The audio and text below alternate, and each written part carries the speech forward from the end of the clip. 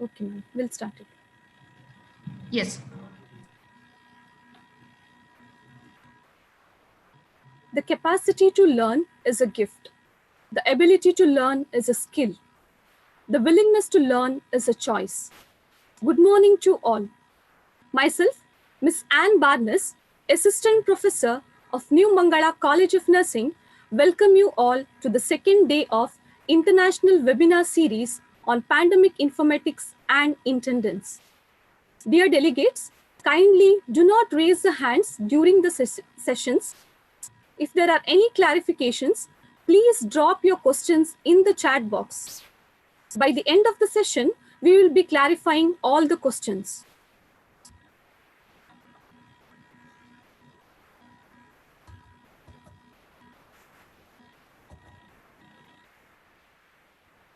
We have with us an eminent personality, Dr. Muhammad Ashil, Executive Director, Social Security Mission, Government of Kerala. We are glad to have you as our resource person for today. It gives me immense pleasure to welcome our today's speaker, Dr. Muhammad Ashil. He is going to enlighten us on the topic epidemiological aspects in COVID-19. Dr. Muhammad Ashil hails from Payyanur, Kannur district, Kerala. He completed his MBBS from Government Medical College, Alleppey. He has completed his Masters in Public Health from Sri Chitra Tirunal Institute of Medical Science.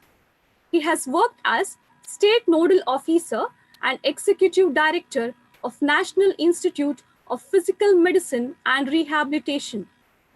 He prepared draft trauma system action plan for the nation. He was the team leader of endosulfan rehabilitation program.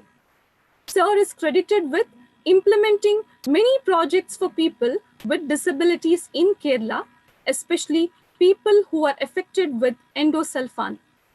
Presently, Sir is the Executive Director, Social Security Mission, Government of Kerala.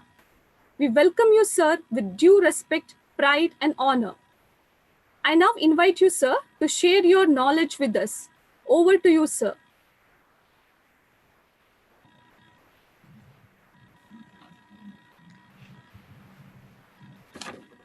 College of Nursing for hosting this international webinar on pandemic informatics. I think I am audible, right? Yes, yes.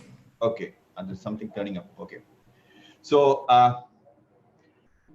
now getting into the epidemiology directly, or epidemiology of COVID-19. Let me begin with a historical perspective of that. Any decision or any clinical decision you make is basically representative of, or all the diagnoses you make are basically epidemiological diagnosis. People doesn't really recognize that what diagnosis they make as a doctor is always maybe or is always epidemiological diagnosis.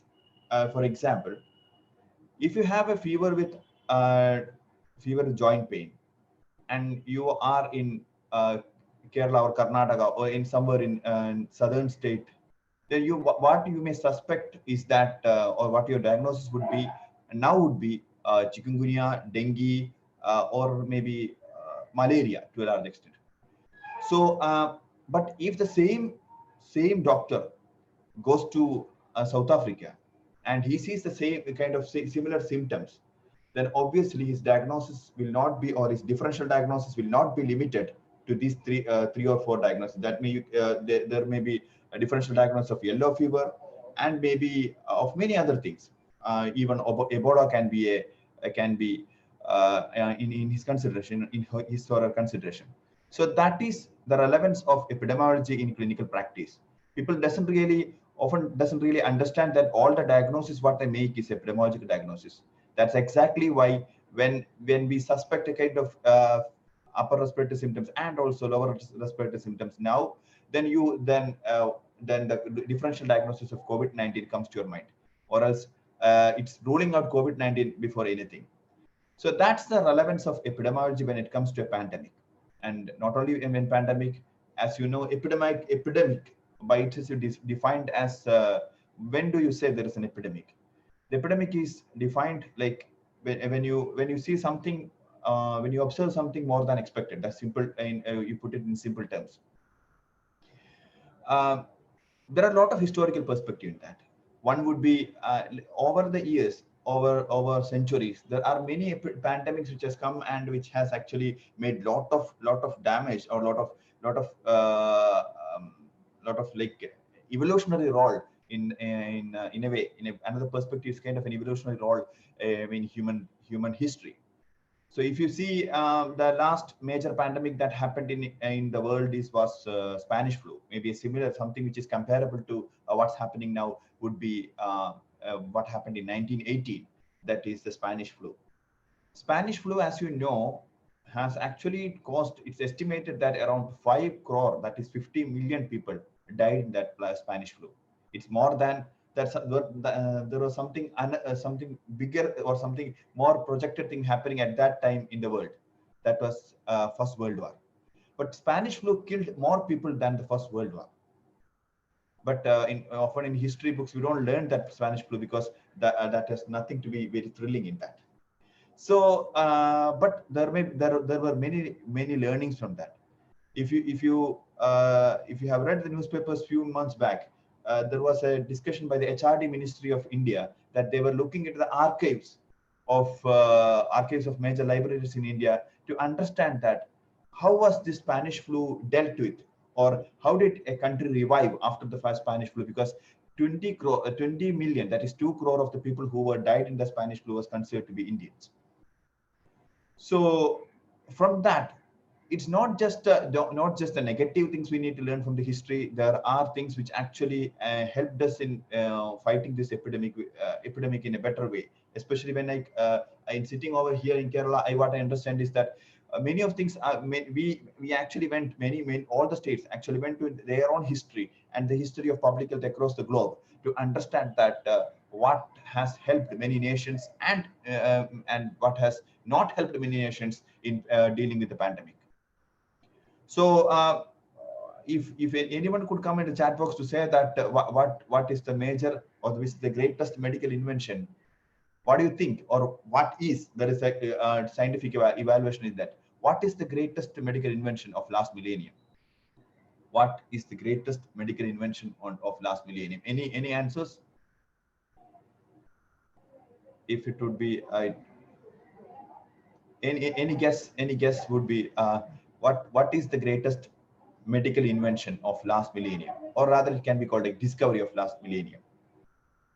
Vaccination can be considered as the because there is no second place in that. If to me it may be the second in that, but vaccination cannot be entirely considered as a last millennium's invention.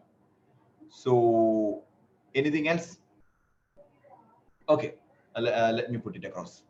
That there's a history involved in that. There's a history, another story involved in that. Anesthesia, no, it's not the answer. So medical technology is a broad word. Then that is there is a history involved in that one of my teacher was involved in making that history. Uh, that's why I believe that it should be very much important to know. Like in 1970, there was a major epidemic of cholera which happened in Bangladesh. There were children dying of dehydration. Those who reaches the hospital were given IV fluids. So giving IV fluids to a person, like there were maybe 50 or 100 bottles of IV fluid given to a single person. Like because everyone was dying, and those who managed to reach hospital were in severe condition, and they were also put on IV fluid. Some may actually be saved, or many die. So that was something which was very heartbreaking for many people. Then a team of people from Harvard University, of which one of my teacher, Dr. Richard Cash, was a junior at that time. He also went with the team went to Bangladesh. Then they were desperately searching for some other way of dealing with all these things. And as he narrated, he said like this: we were desperately something for some other way, and the only way we could find is mouth. And now I think many would have guessed. The next day, newspaper came in Bangladesh came out with a single sentence saying that if any one of your children is having diarrhea, then give them 1 teaspoon of or give them 1 glass of water with 1 teaspoon of sugar and 1 pinch of salt in it. That's it. 1 pinch of salt and 1 teaspoon of sugar in 1 glass of water. That sentence, that sentence was the greatest medical invention. That was the origination of oral rehydration therapy, or later ORS. So the significance of that is a single sentence actually managed to save 2.8 million lives in that at that time. So imagine the level of like the level of, or the power of having a public health measure as a major alternative, or as a major intervention. If you put a public health intervention, that's the level of change that can bring in. And many other if you search for the epidemiological examples of this, and the public health examples of this from history, there are many kind of these things which we learned, and on that basis we are dealing with, the pandemic, standing on the shoulders of all these inventions and all this understanding of public health and epidemiology. So when the COVID-19 struck in Wuhan city, if you ask me, that would have been better managed, because Wuhan, if that initially it was actually recognized, and if it was communicated well to the world, then it would have been better managed. Because if you see that is known to have started in end of November, December, January, till January 15th. Even WHO was in the face of saying that this is not potentially going to be transmitted human to human, which we find is very funny now, because till January first week, we were not aware that, or the science was not aware that this may be a potentially pandemic disease, because it's the potential to transmit so widely in human to human was not really recognized at that time. It was only on January 18th that WHO came out saying that this is a potential pandemic disease. And if you just after that, every country rose to occasion, and we started screening. As a nation, we started screening. Uh, in Kerala, what we started is, we started screening on the 25th of January itself, and we were able to report the first case of COVID-19 on 30th of January. Then at that time, actually, the epidemic or the pandemic has not really taken to a bad shape. Then everywhere, from starting from Wuhan city, there was something which happened in Wuhan city, is that there was a kind of vacation over there, and many people went out from there, and a lot of things happened. And when a pandemic of this potential happened, this potential for to spread happens, nothing could really stop that. Nothing could is not, nothing was able to really good nothing was able to stop that. If you see the anyone who, you may be aware of this equation of R naught. This R naught means the basic reproduction number. If you see COVID-19, the basic reproduction number, that's coming to the core of epidemiology, the basic reproduction number of COVID-19 is 2 to 3. It's around 3. Let's put it as 3. That means that COVID-19 can spread from one person to another 3%. The relevance of having the equation, this is that you may see that 1 to 3 is not a big deal, but in real world, it's not like that. 1 to 3, then 3 to these 3 people to 9 people, 9 people to 27 people, and you actually multiply that into 333, then that would actually mean a lot. That if you on the 27th multiplication, it would be more than 2 crores. So that's how it multiplies. So when you in such an epidemic of R naught of 3, do you know any disease which is spread more easier than that? Any guess on a disease which actually spreads more easier than that, and also with an R naught more than this? Any guess? R naught is the basic reproduction number, and in a disease which can Nipah, not exactly. One person has answered Nipah, but Nipah is not exactly the answer, because Nipah has a lesser R naught. Nipah was actually, when it happened in Calicut, a small place in Calicut, we were able to contain it at the at very few numbers, because um, we are identified on the very first case, and we were able to contain it. Nipah is not so contagious as COVID-19, because the R naught is less than that. SARS, not exactly. Ebola, also not exactly. Our common things, like for example, chicken pox, measles, yeah, all the flu, many of them have bigger R naught, that is bigger basic reproduction number, which means that if you see measles is a if you see measles is it's around, the R naught for measles is around 16, 17, which means that one person can spread to at least 17 people, whereas COVID-19 can be spread to only 3 people. One person can spread to 3 people.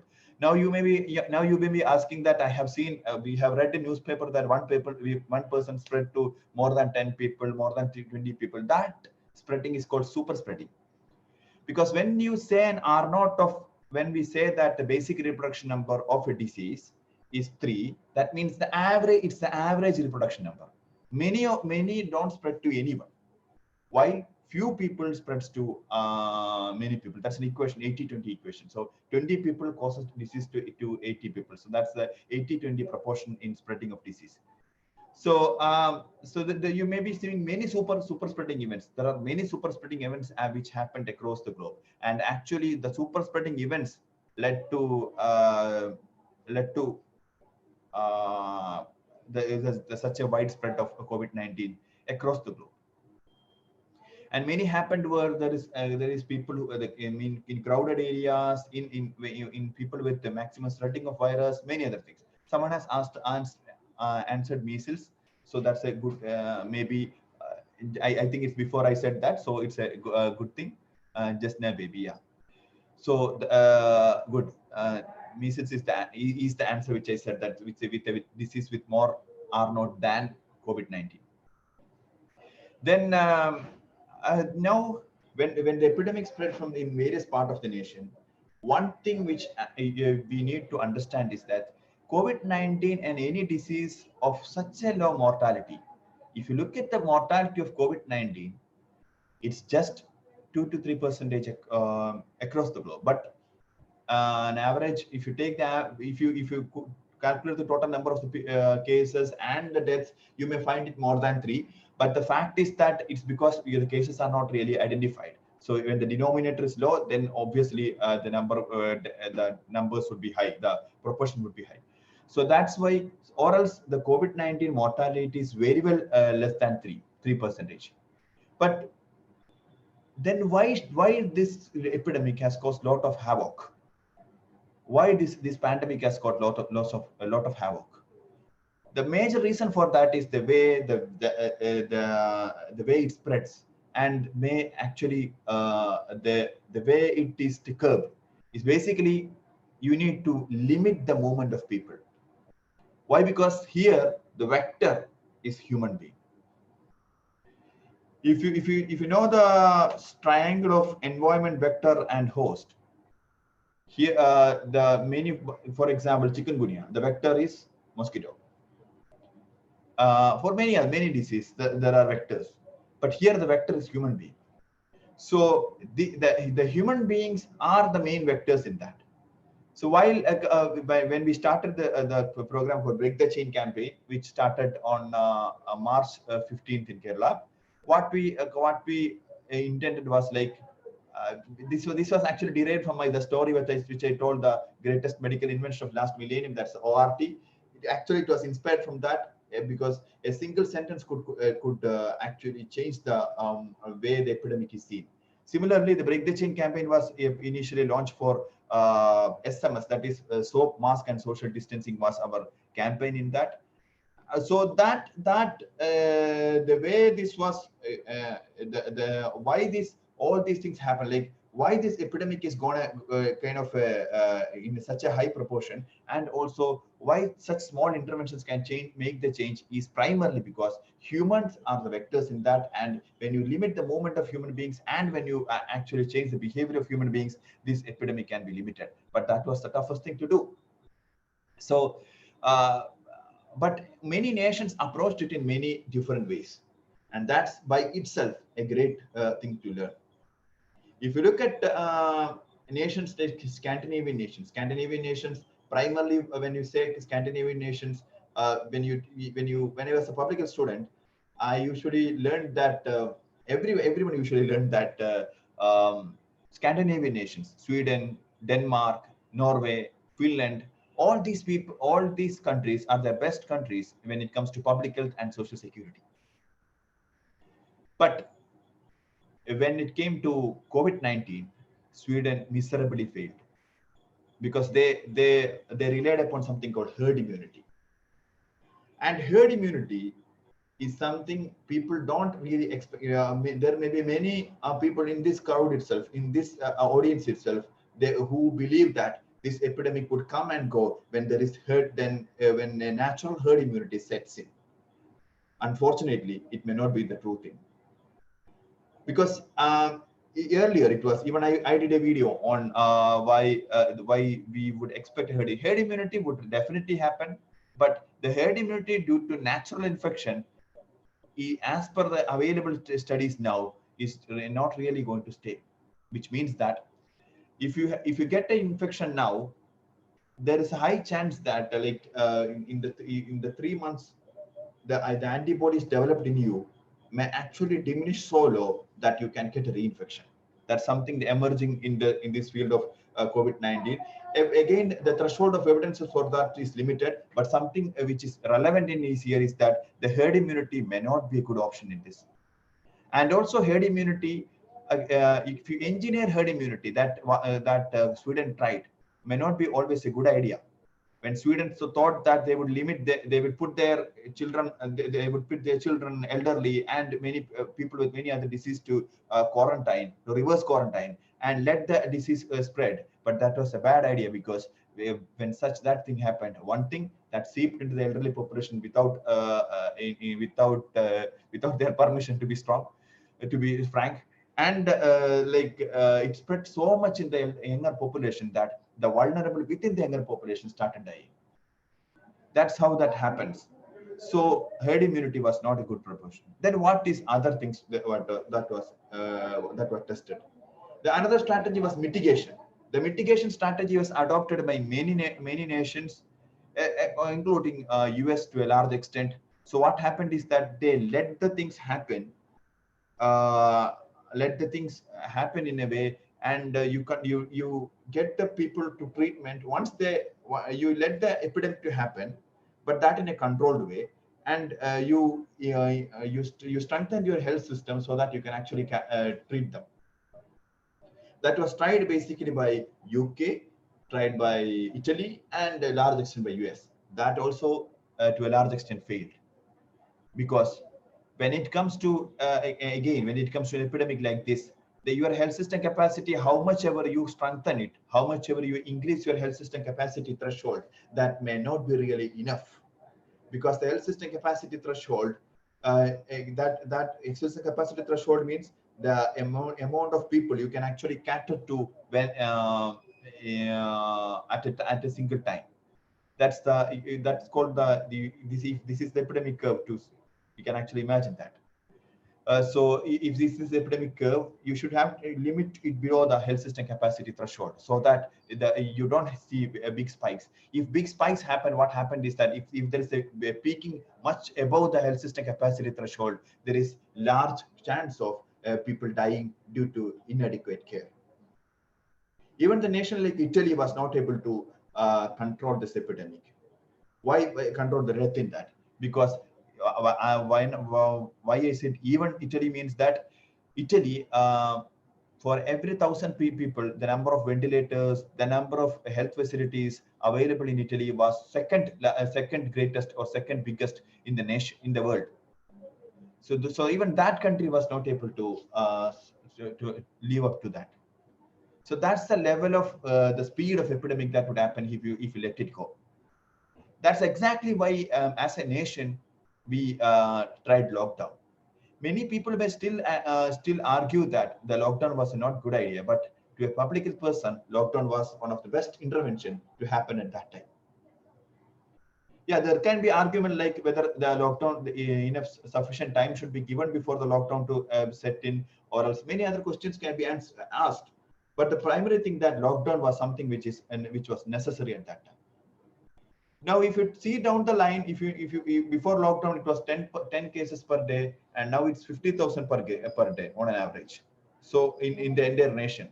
So was lockdown a big failure? Not exactly, because there are many things which happened in the nation which the health system was strengthened, the lab facilities are strengthened. We have started making PPEs in our own nation, and many things happened which actually helped us in managing this epidemic better, so that we have been able to limit the deaths to just to a considerably low death rate. And what's the advantage of having peaking this? So now we are having the epidemic, the peak of epidemic is happening in the maybe in next month, or next month, or maybe in September, the peak of epidemic would happen. Now you may ask that why then, if this peak was inevitable, then why was this delay? The delay in peaking of epidemic would actually help us in many ways. One thing is it gives us a time to prepare. If you see the nation, to coming to, I am quite aware of my state, so I'll be I would like to say that in detail. So our in the epidemic in Kerala state started on January 30th, the first to start in the nation.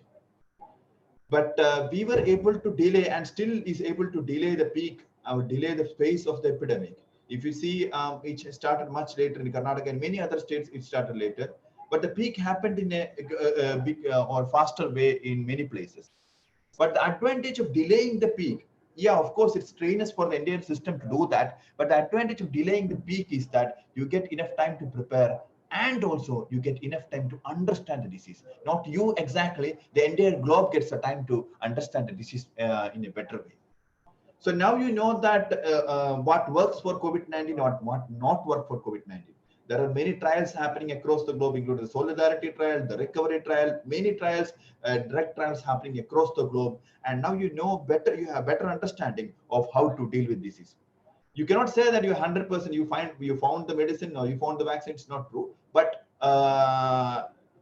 you better know how to deal with the disease, and better know how to decrease the number of deaths in that.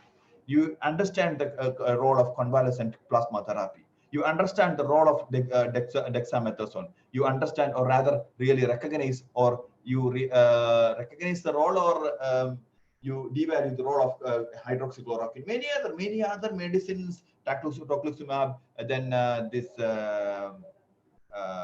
Remdesivir, many medicines has been tried out, are being discussed across the globe, and this learning, and also the understanding of vascular, that is the vascularities of occurring with COVID-19. Many things actually helped us in understanding the disease better. So now we are in a better position to deal with the disease. That's exactly why in the state we have a death rate of less than 0.34. So what would eventually happen to this epidemic is that anyway this epidemic or this pandemic is going to continue until we have a strong vaccine for this. And how do we say that? It's because maybe for many other countries, like many other countries, for New Zealand has almost come out from the epidemic. But in order to do that, one thing you need to be that you must be an isolated island, or else it's almost impossible to do, because if you are in a great nation like India, where there's a lot of diversity and the pace of epidemic is different in many places, and if you see if the peak of epidemic ends in Karnataka, it would definitely be just starting in Kerala, or maybe if it ends in Tamil Nadu, in another place it could be there. We just cannot isolate a state or country, just a state or part of the state, just like that for a long time. So that may not be the way to do that. So there are ways of doing that, but most of them are actually not practical in a nation like India for a long time. So this is something, a great learning for everyone to have, is that the peak of epidemic, delaying the peak of epidemic has helped us a lot in curtailing the epidemic and keeping our death rate one of the best in the whole world. India is having a death rate much better than the other major nations in the world. So now, because I am not quoting the figures, because figures are very kind of very dynamic at this time. If I say something now, that would be the very next time, the very next moment. If you Google, it may not be it would be the next number. So now it comes to how do we decrease the number of deaths, because I'm telling them about the deaths again and again, because our major objective of our entire epidemiological activity, entire clinical activity, entire public health intervention on this spot is decreasing the number of deaths. So that can be done in two ways: one by decreasing the pace of epidemic, and another is by increasing our health system capacity threshold.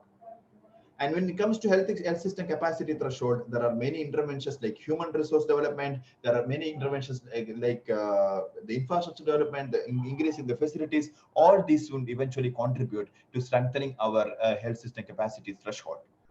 And while we cannot forget the public health interventions, which is required to decrease the pace of the epidemic. That's exactly why in the phase 3 in Kerala, when we implemented the break the chain campaign in the third phase, it is implemented through 3 phases. In the third phase, what we said is that at this juncture of epidemic, your caution is as costly as your life. That's Jeevan Jagrata. Why? Because when now if you actually don't intervene, then what happen? That would actually happen, or what, your caution may actually, your lack of caution may actually cost your life. Now you see, how do we put across the intervention in that aspect? There are 3 ways of intervention in this. One is decreasing the load of viral load in the society. How do we decrease the viral load in the society? That again has 2 ways of doing that. That's exactly, I said that there are major 3 ways of doing that, and the first 2 ways are intended to decrease the viral load in the society or viral circulation society. And the first intervention is to prevent the virus from reaching the society. That's why we trace, track, quarantine, test, isolate, and treat the potential cases. We trace, track, quarantine the potential people who are suspect to spread the disease. That's why we have interstate quarantine and all, international quarantine, interstate quarantine, and the quarantine of health professionals. All those happens. Then you test them. Then you test it. There are many ways of testing that: central sampling, routine sampling, many other ways of testing. Then you go for a treat, test, isolate, and treat. I am sure that you may be knowing the difference between quarantine and isolation. Quarantine is putting people who are suspected to have the disease, or actually it's a preventive method for spreading the disease. Isolation primarily means that isolation is when you isolate the confirmed cases. You don't actually isolate the you can isolate the confirmed or suspected cases, but the quarantine people does not really have a disease, or is not not a confirmed or suspected case. But when isolation is usually done with a confirmed or suspected case. So now you come is now that's an intervention at the first level. Then the second level of decreasing the viral load circulation is the campaigns like Break the Chain, where you focus on social distancing, mask, and soap and sanitizers. That's something which we need to. That's the place where we need to live with the virus, or how do we live with the virus is actually been taken care by the second intervention, that is decreasing the load, circulating viral load. As I said, first intervention would be decreasing the preventing the virus reaching the community. That's why trace, quarantine, test, isolate, treat. And the second intervention is to, in order to decrease the viral circulation, we do campaigns like Break the Chain campaign. And then the third intervention is to prevent the virus from reaching the population who are potentially at more danger of mortality. That is reverse quarantine. That includes quarantining of elderly, reverse quarantining of elderly, reverse quarantining of all other potential people, like people with heart disease, kidney disease, children below 10 years, who are at more risk of higher morbidity and mortality due to COVID-19.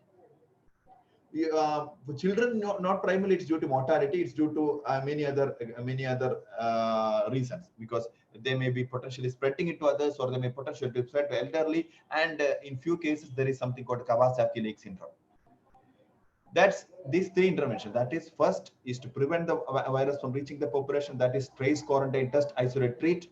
And the second one is a campaign on breaking the chain. That is soap, mask, social soap, sanitizers, mask, and social distancing. And third one is reverse quarantine of people who are potentially at more risk of morbidity and mortality. But while doing so, we must be very aware that in all the epidemics or pandemics like this, something which already, or which gets neglected, is the social security aspects. People who are marginalized gets more marginalized. As you see with the migrant population across the India, we see that there are many people migrating due to lack of social security. So this social security is something which we need to take care. So in Kerala, what we arrange is community kitchens. Many states, Karnataka has done many good things in that, and many other states have done very good things in that, in ensuring that there is adequate social security for the people, or the most vulnerable people, and they are not indiscriminately, or they are not skewingly indiscriminated in this.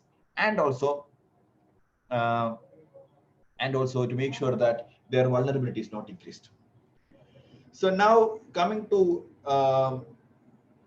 the next phase, what would eventually be doing in the next phase, or what we must be doing in the next phase, is that, as I said, this epidemic is going to end only at the stage 3 of our response. What is stage 3 of response?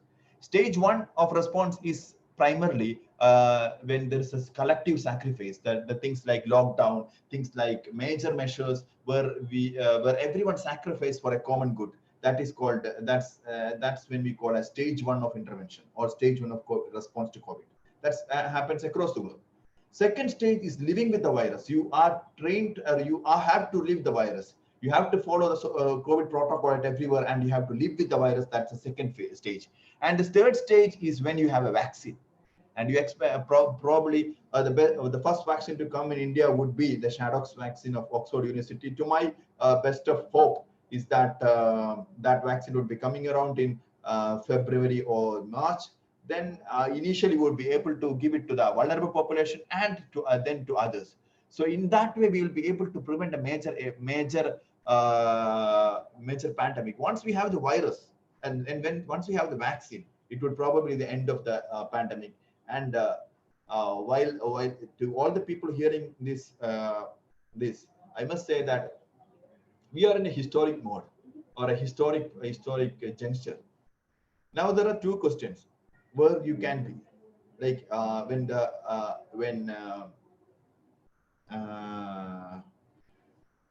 this second war of independence happened, or first war of independence happened, there were only two type of people: one who fought for independence, and who did not fight for independence.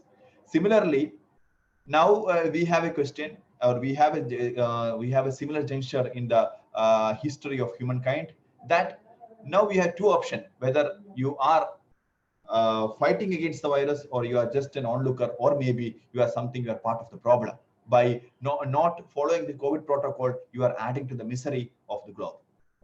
So let's, so any queries in that, I think I would end my discussion on this, and any queries on this can be answered for next 10 minutes. Okay. It's an answer.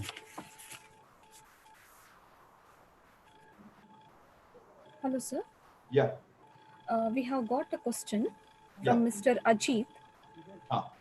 The discharge criteria for COVID patients recommended by ICMR, is it adequate? Is it adequate? Yes, sir. Yeah. Discharge criteria initially developed by WHO, that two consecutive negative test, that is within 48 hours, was the initial criteria. Then as we understand more about the disease, we finally understood that after 14 days of infection, or after 14 days of having the disease, you are probably you cannot be transmitting the disease unless you are symptomatic. Usually you are not symptomatic after 14 days. Now why? Because the thing is that then even if you test at that time, you may be positive, but testing positive does not really mean that you can infect, because RT-PCR, that is polymerase chain reaction, in that is actually not actually looking at the live virus. It is looking at the particle or part of virus. So even if you are not infective, you can be probably you may be test positive. So that's why ICMR and WHO and followed by ICMR recommend that you need not be test positive to be discharged. So that's the basic logic of that, and that's very well adequate in that aspect. But in Kerala, what we did was we actually changed it a bit more. We have taken another step in that to convince the people in having that, and to make sure that if you ask whether it's 100% perfect, not exactly. 99% of the cases is the 99% of the times you don't infect after 14 days if you are asymptomatic, or you are non-infective after 14 days if you are asymptomatic. That is 99%. There is 1% chance that when it comes to a larger population base, it's irrelevant or insignificant. Okay, sir, we'll move on to the next question. Yeah. What is the difference between hotspot, cluster, and super spreading events? Yeah. Hotspot, that's defined in many ways in many places actually. Hotspots actually looks at distribution of the cases and also the concentration of cases. That can, if it's a that depends upon the place. More than 5 cases is considered a hotspot in a very small area, and if it's a larger area, for example, if we say that there is a camp or AR camp, for example, armed reserve camp. When we call an armed reserve for a hotspot is when there is a more than 5 or 6 cases over there. Then how do we call a cluster? Cluster is that when you do a sentinel surveillance, you identify a case as what is called a sporadic case with no epidemiological linkage with an existing case. Now you know that there is a case which is what is called sporadic case, and you do testing around him or her. Then you identify that there is a cluster over there. A cluster can be, there are many types of cluster. That is something called a institutional cluster. There is something called closed cluster, closed community cluster. There is something called a small community cluster, and there is large community cluster. If you have more than 50 cases in an area, it's called large community cluster. An institutional cluster means there is an institution. For example, there is a shop, and people are people who came there, or for example, there's an office. The office shop usually contribute to a more bigger clusters, but if it's an office and the employees working over there gets disease, that's called an institutional cluster. Then markets usually comes as a small community cluster. It can actually be a large community cluster also. Closed community cluster, for example, as I said, AR camp or a camp where it's very closed community, you have people getting disease over, that's called closed community cluster. Now coming to super spreading events. Super spreading events, as I said, super spreading events means that when a person spreads to more than 6 people, that depends upon which disease you are speaking about. When it comes to COVID-19, with an R0, as I said, with a basic reproduction number of 3, then when do you call it as super spread? When one person spreads to more than 6 people, it's called a super spreading event. And similarly, there are many super spreading events which happened in that. And in what we find in few clusters is that within the cluster, there are many super spreading events, which actually makes that cluster a dangerous cluster because the spreading over there would be much faster. Okay. Next question, sir. It is from Mr. Vijesh. Why the source, that is the place, example Wuhan, is important for COVID? Why the source, that is the place, example Wuhan, of COVID is so important? Obviously, because as I said, here the vectors are the human beings. So the sources are basically where do we start the disease? Because when you start a chain of transmission, the chain of transmission starts for somewhere. So the identification of source is relevant to an extent that if you have a community spread, for example, in Kerala, we have identified a few places where there is an established community spread. So the entire area is considered a source. So you don't need to identify the clusters, but you don't need to identify the epidemiological linkages within that sources. So, but when it comes to, for example, if it's a hospital, you identify a few cases, you need to identify the source from it, which actually comes, because the source is relevant because you need to get the source under control to control the epidemic. That depends upon which phase of epidemic you stand. For example, when Amitabh Bachchan caught COVID-19, nobody really asked from where did he get, because in Maharashtra at now you can get it from anyone. So that's the situation. Then you don't actually go for identifying the contacts or identifying the source, because that stage is when there is a lot of community spread happening and everyone can infect anyone. That's the situation when the sources or local sources are irrelevant. But to historical perspective, you need to understand that all these sources, these clusters from this the initial infection came, the source, the Wuhan, everything is important on a historical basis and in the long run of an epidemiological analysis. Okay, then. So next question. Actually, we are getting so many questions, sir, in the chat box. Can COVID-19 spread through food or food packing done by infected person or through money, plastic carriers and other objects? Through food, no. Through food, it cannot spread. But through the packages of food, yes, it can. That depends upon if we are infected. The chance the chance is like this. I am the packing person. I'm infected. I sneeze, or I cough, or I hold it by my hand, or it falls directly on the packaging material, and you package, and that package reaches you within that. If it is on plastic, it may stay up to 48 hours. That plastic is something which on which COVID-19 can can stay for a longer time. So what do you do for that? The only thing is that when you buy packed things, and you suspect the kind of infection over there, that which you need to do, then when it comes to your home, you actually remove the package, like discard the package, and put it in another container, maybe depends upon what you buy, and wash your hands with soap. The simple solution for COVID-19 is soap and sanitizer. So depends. You have to depend more on that. Then if there is a chance of spreading from packages and notes. Notes is something, there is a chance, but all these chances are very minimal. Like spreading through notes, that's the formates and notes. So, but the interactions of if the transaction is very high, then the chance of every single purchase or single transfer of notes, if it have a 0.001 percentage, you increase it when you do it again and again. So and now, so what you do maximum of online purchases. Online purchase means if you go to a shop and do the kind of a Google Pay, or kind of you can actually use the card if you have a kind of near field this communication thing. Then so there are options in doing that. That's I said we have to live with that new normal for at least for a few months.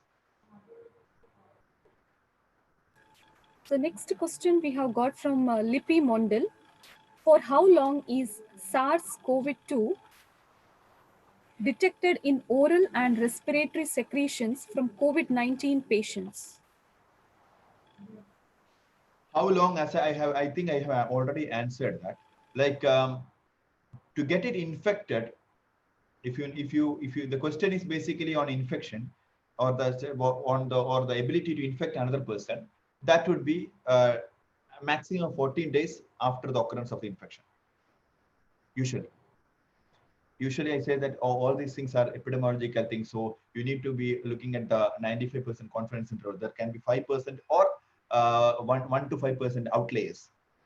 Then uh, but if you're telling about the test positivity, that test positivity, if you take the swab from the throat, you may find the virus for maybe up to 50 days. Up to 50 days. Again, that's the longest range I said.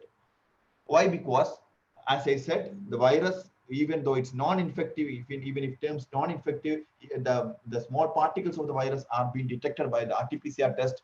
That time they may not be infective, but they may be test positive.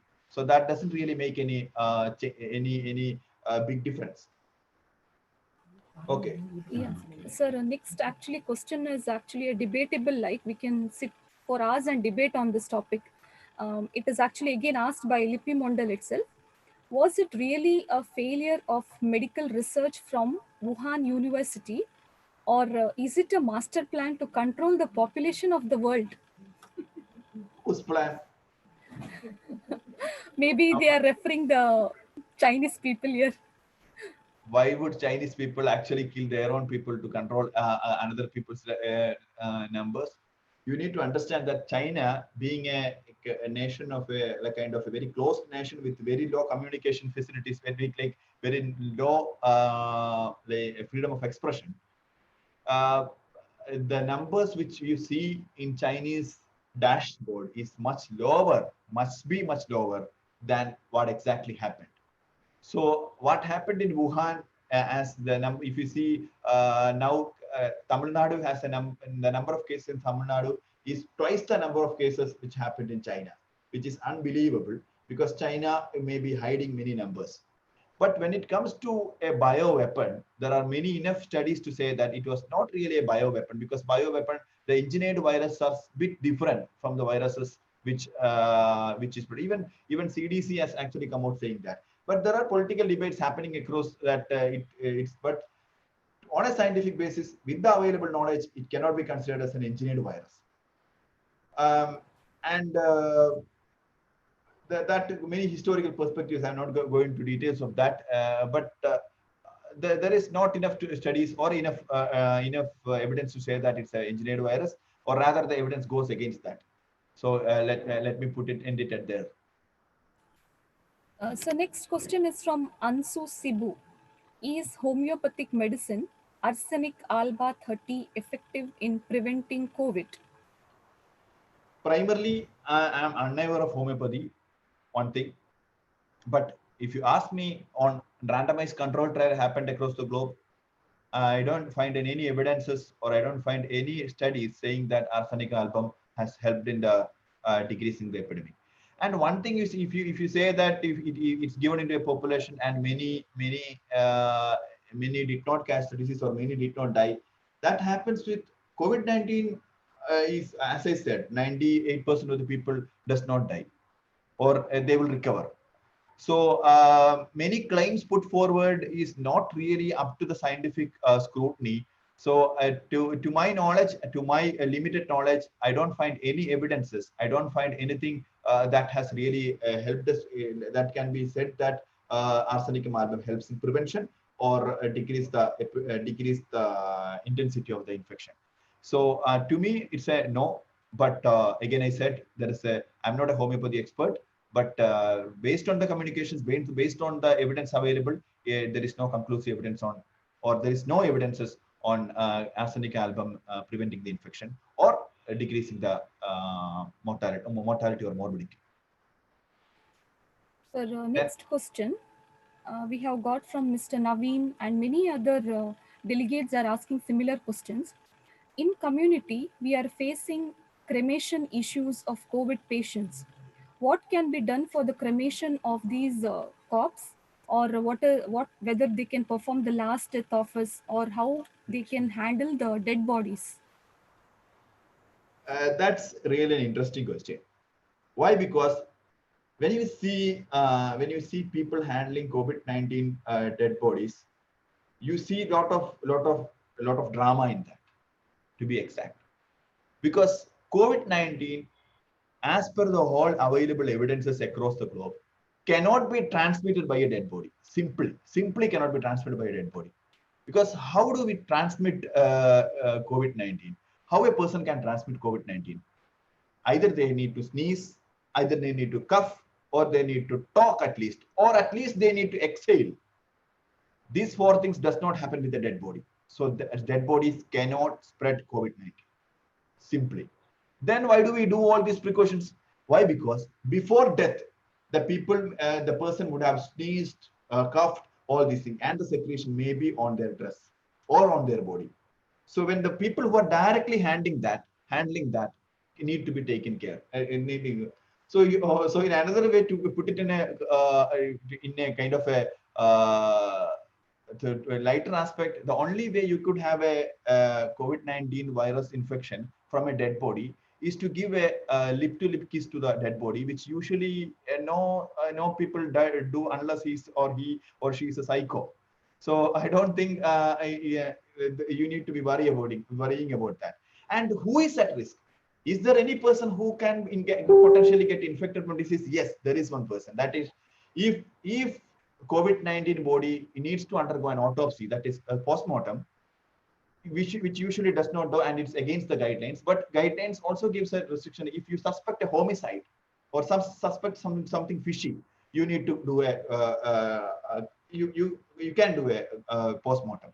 At that time, for the doctor who is handling the postmortem, the people who are doing the autopsy, and the lungs, if they take their lungs in their hands, then there is a potential infection chance.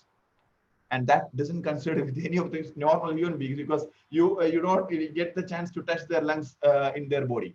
Now coming to cremation, as you know, cremation is the best way of disposing a human body, because nothing else stands after that.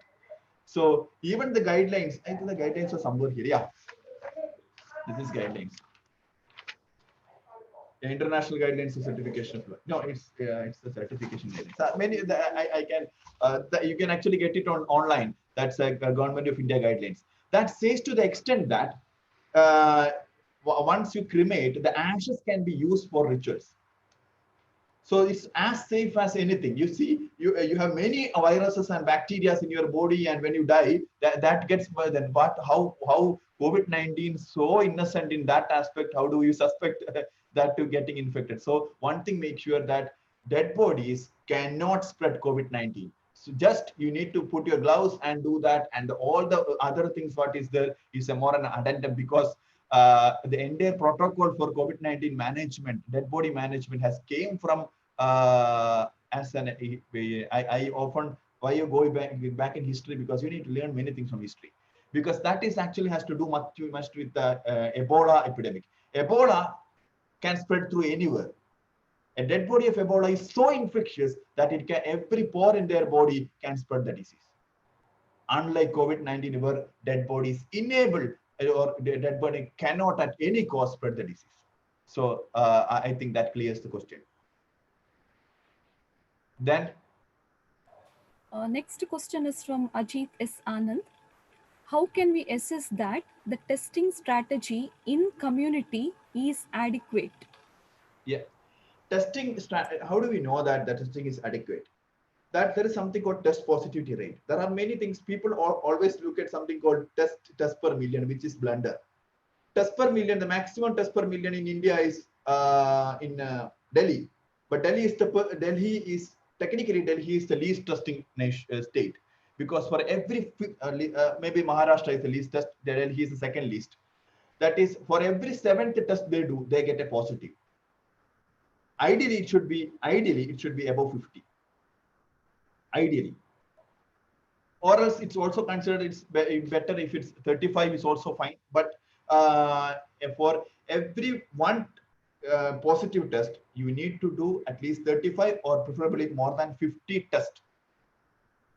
So in Delhi it's 7, Maharashtra is 5, in Kerala it's 38 now, and ideally it should be, as I said, more than 50. So the test positivity rate and the test done for one single case, test positivity rate ideally should be less than 2. That is, when you test 100 people, you get two cases. 100 people, when you test 100 people, you get 2 positive. That's test positive rate. If it's more than 2, then you need to increase your testing capacity. And if it's more than 5, you definitely need to increase the testing capacity. And this test positive rate and the test positive rate and the number of tests done for confirmed case is the only indicator, scientific indicators to assess this test positive rate, test per million, or test per million, or absolute number of tests is not the criteria for that. The criteria is test positivity rate and the number of tests done per confirmed case. Okay. Sir, next question we have got from Lipi Mondal and Anjani Mathur. Actually, it is all regarding mask. So I will just club the question, sir. Okay. Does wearing mask affect our HP levels as we continuously inhale the exhaled carbon dioxide continuously? The next one is, as per the new guidelines, triple layer surgical mask is recommended over N95 mask with respirator. Why so? And what type of mask will you suggest for the public? Now, primarily, mask actually, putting on a mask and doing strenuous physical exercise is the only condition which actually you don't recommend a mask, because you do a strenuous physical exercise for a long time, then that may actually cause a bit of a kind of a less of an oxygen concentration in you, but that doesn't really convert it to hemoglobin, like your what was exactly asked in that hemoglobin, something what has HB level. No, that doesn't really matter. That does not. There is no studies to say that. But at the same, putting the mask is always the best thing to do. Unless you do a heavy physical exercise, it's not going to affect your body at any level. While you are not putting mask can be fatal to you. And coming to the next one, that is respirator. Why was the walled respirator, N95 walled respirator was stopped? Is not because it's inferior to the because walled respirator is something. N95 is not the issue here. It's the walled respirator. Walled respirator is that a walled respirator. What happens is that when you inhale, there is the part. Yes, I have a walled respirator here. I've kept a sample for another session.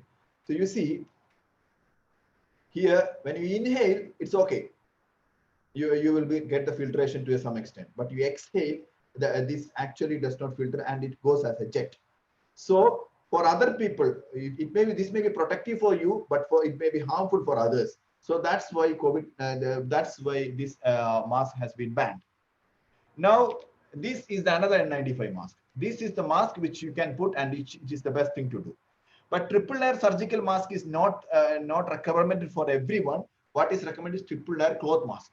That is recommended for everyone. But surgical mask is definitely gives an additional protection. But for common people, it would be a cloth mask with triple layer would be enough for preventing their what exactly what you are preventing is micro droplets and the droplets coming out of your mouth, not exactly the virus. Okay. Next question is from Mr. Nijuraj. Once the disease affected, can it adversely affect the human immune system? Like after the infection, I think that is what they meant. Why does the disease become so deadly? Is that so deadly in the sense that why for many people their immune system is the villain here. It's not the hero. Immune system, when you have many people, what happens is there is something called cytokine storm, where your immune system actually fights against you. Not exactly, it is not intended to fight against you, it is fighting against the virus, but actually killing you. So that is that's called cytokine storm. So the affecting the immune system is not exactly, once you have the infection, on a long run, it's not going to affect your immune system. Rather, it would be strengthening your immune system with having a IgG antibody for COVID-19, at least for a few months. So don't worry about that, but don't get infected. Okay. Next question is from Anjana MP. I think it will be the last question, right? So many questions are actually there, sir. Yeah, 2 more, I guess. Okay, right. What is the current treatment protocol for COVID cases? Is there any chance of developing any complications after the COVID treatment? Depends upon what treatment you take. If you go for, there are many protocols in that, and again that depends upon many conditions. I cannot say just take that this is a treatment called protocol, treatment algorithm. That many things are there, many drugs are there, many combination of drugs are there, and that depends upon the condition. And I don't think it would be in the scope of this discussion to have a bit more of the discussion in that angle. And when it comes to complications, few drugs have their complications, like immunosuppressants are there, many things are there, but that complications everything happening in medical science would be basically, as you know, is based on risk benefit analysis. So plasma therapy, whether there is a risk, yes, there is definitely a risk, but that risk, when it is given only when the risk outweighs the benefits. So on a larger scale, the recovery is quite 100% recovery.